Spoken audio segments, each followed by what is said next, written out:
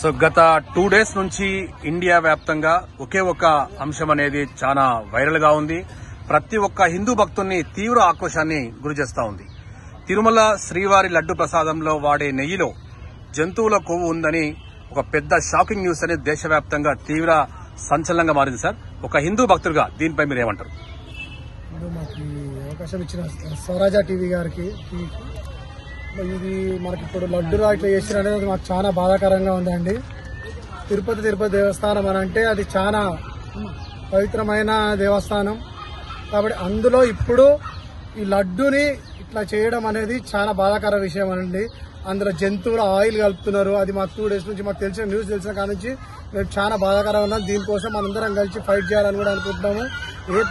ముందుకున్న ప్రభుత్వం ఏదైతే చేసిందో అది చాలా వాళ్ళ స్వలాభం కోసము, వాళ్ళ లాభాల కోసము మన హిందూ దేవులకి ఇట్లా చేయడం అనేది చాలా బాధాకర విషయం అండి. దాని మీద మనం కఠిన చర్య తీసుకోవాలి. మన హిందువులు అందరూ ఐకమత్యంగా నిలబడేసి మనం ఫైట్ చేయాలండి. ఫైట్ చేసి మన హిందూ ధర్మాన్ని మనం కాపాడుకోవాలండి. సార్, గత ప్రభుత్వ డబ్బుల కోసము కక్కుర్తిపడే చీప్ క్వాలిటీ నెయ్యి కొన్నారని, అందులో జంతువుల కొవ్వు ఉందని సాక్షాత్తు ముఖ్యమంత్రి నారా చంద్రబాబు నాయుడు గారు మీడియా సమావేశంలో వెల్లడించారు. సో దీనిపై నారా చంద్రబాబు నాయుడు గారు వెల్లడించారు అంటే అవన్నీ ప్రూఫ్ తో సహా ఉన్నాయండి.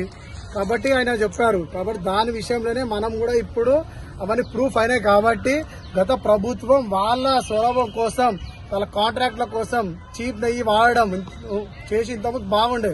ఇంతకుముందు 5 years బ్యాక్ చాలా బాగుండే లడ్డూది.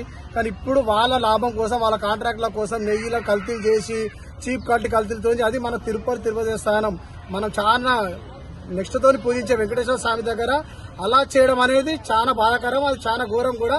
అలాంటి వాళ్ళ మీద మనం సివియర్ యాక్షన్ తీసుకోవాలి. మనం అందరం ఒకటి అవ్వాలి. ఇది ఎవరైతే చేసిర్రో వాళ్ళని ఎట్టి పరిస్థితిలో శిక్షించాలండి. వాళ్ళని ఎట్టి పరిస్థితిలో వదలవద్దు మనము. సార్, తిరుమల తిరుపతి దేవస్థానం అంటే వెంకన్న సన్నిధిలో ప్రతి ఒక్కరూ ఎప్పుడో ఒకసారి వస్తూ ఉంటారు. ఆ తరంతరం దర్శనం తర్వాత లడ్డు అనేది అత్యంత ముఖ్యమైనది. సో అత్యంత ఇష్టమైన లడ్డుగా తీసుకోవాలి, ఇంటికి తీసుకువెళ్లాలి అని చెప్పి 10 మందికి పంచాలన్న కోరికతోటి అందరూ ఉంటారు. మరి ఆ లడ్డులో ఈ రోజు ఒక జంతువు సంబంధించిన కొవ్వులు వాడుతున్నారని చెప్పి చెప్తున్నారు. ఒక హిందూ భక్తుడిగా మీరు ఎలా ఏం చెప్తారు? అదేనండి, ఆ లడ్డు అంటే మనకు చాలా పవిత్రం. ఇక్కడికైనా తిరుపతికి వెళ్తే మన ప్రశ్న అడిగేది అరే దేవుని ప్రసాదం తెచ్చిరా అని అడుగుతాం. దేనికోసం?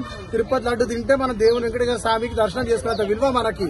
అలాంటి తిరుపతి లడ్డునే మొత్తం కల్తీ చేస్తున్నారా అంటే వాళ్ళకి ఎంత ధైర్యం ఉండొచ్చానండి.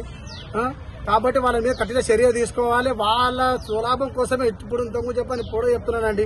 వాళ్ళ ప్రాఫిట్ కోసం, కాంట్రాక్ట్ల కోసం, వాళ్ళ కాంట్రాక్ట్లు వాళ్ళు చేసిన తప్పులు ఏంటంటే స్వచ్ఛమైన నెయ్యి వాళ్ళకు కాకుండా వాళ్ళ కాంట్రాక్ట్ల కోసం సెకండ్ హ్యాండ్ నెయ్యిలు వాడిరు. అన్న మనకి కొవ్వుల మనకు జంతువుల ఆయిల్ కలపడం వల్ల చాలా ప్రాబ్లం అయింది. అది తిన్న వాళ్ళు ఇప్పుడు ప్రతి ఒక్కరూ బాధపడుతున్నాం. మేము ఆ బాధ మాకు చాలా ఉందండి. దానికోసం మేము ఫైట్ చేయాలనుకుంటున్నాము. ఫైట్ చేస్తాం కూడా అండి.